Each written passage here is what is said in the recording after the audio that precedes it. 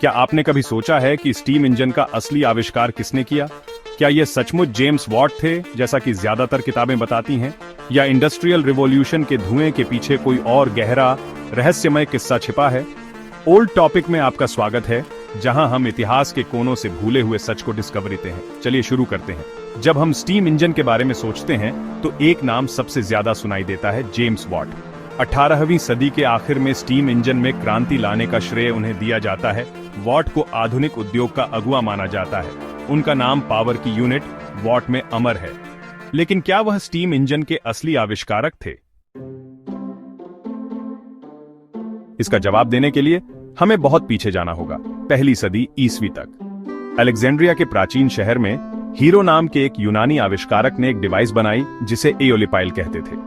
यह असल में भाप से चलने वाला एक घूमने वाला गोला था जो गर्म होने पर अपनी धुरी पर घूम सकता था। प्राचीन इंजीनियरिंग का एक कमाल, लेकिन एक प्रैक्टिकल इंजन नहीं। यह एक टूल से ज्यादा एक क्यूरियोसिटी था।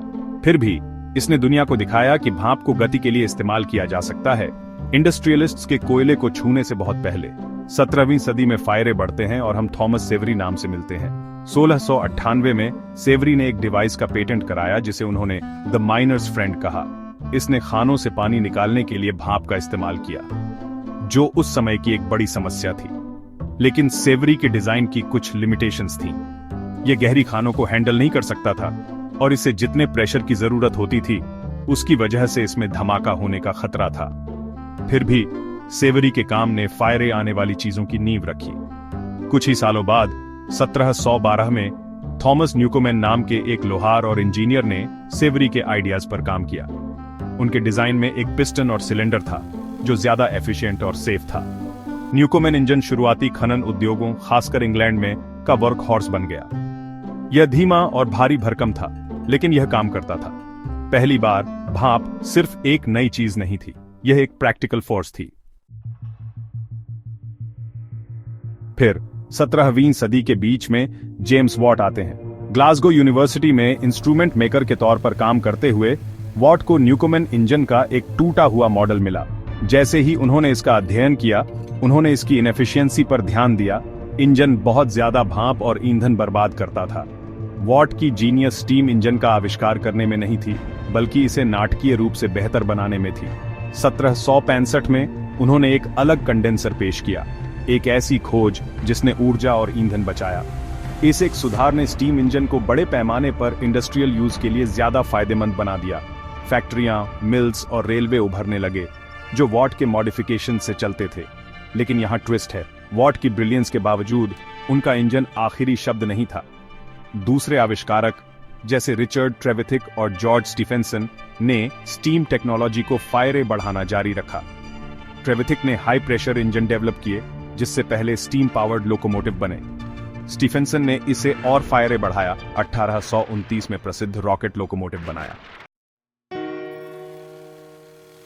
तो स्टीम इंजन का असली आविष्कार किसने किया? क्या यह अलेक्जेंड्रिया के हीरो थे जिन्होंने सबसे पहले भाप की शक्ति से खेला? थॉमस सेवरी जिन्होंने पहला पेटेंटेड इंजन बनाया? थॉमस न्यूकोमेन जिन्होंने इसे माइनिंग के लिए उपयोगी बनाया? या जेम्स वॉट जिन्होंने इसे उद्योग के एक टूल में बदल दिया? सच तो यह है, स्टीम इंजन एक ही पल में या एक ही दिमाग से पैदा नहीं हुआ था। यह आविष्कार की एक रिले थी जो सोचने वालों और कारीगरों की पीढ़ियों से चली आ रही थी। हर आदमी ने अपनी चिंगारी आग में जोड़ी और साथ मिलकर उन्होंने आधुनिक सभ्यता के इंजनों को प्रज्वलित किया। फिर भी इतिहास अक्सर जटिल कहानियों को सरल बना देता है।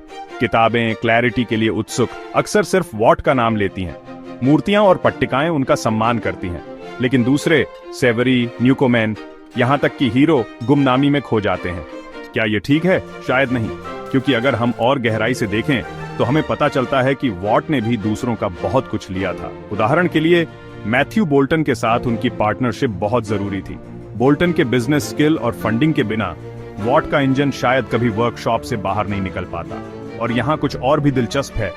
हालिया रिसर्च से पता चलता है कि कम जाने माने आविष्कारकों, इंजीनियरों और यहाँ तक कि कोयला खनिकों ने भी महत्वपूर्ण इंसाइट्स दिए जिन्होंने टेक्नोलॉजी को आकार दिया, लेकिन उनके नाम समय के धुएं में खो गए, अनजाने ही रह गए।